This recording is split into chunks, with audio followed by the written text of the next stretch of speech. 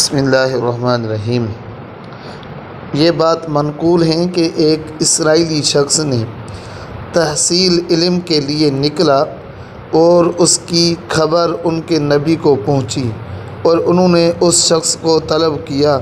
وہ شخص حاضر ہوا تو انہوں نے اس سے فرمایا، اے جوان، میں نے اٹھ کر 3 چیزوں کی نصیحت کرتا ہوں، ان میں اولین اور آخرین کا علم ہے۔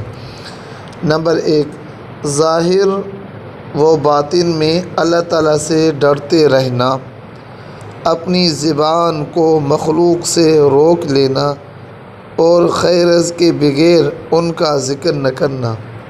3، جو کھانا کھاؤ خیال رکھنا کہ وہ حلال ہیں یا حرام ہیں۔ بس وہ جوان سفر سے رک گیا، یعنی یہ 3 چیزوں میں تمام علم جمع ہو گیا، پھر مزید کیوں وقت ضائع کروں۔ ایک بات یہ بھی منقول ہے کہ ایک اسرائیلی شخص نے علم کی 80 صندوق جمع کی اور اس علم سے فائدہ حاصل نہیں کیا، یعنی اس پر عمل نہیں کیا۔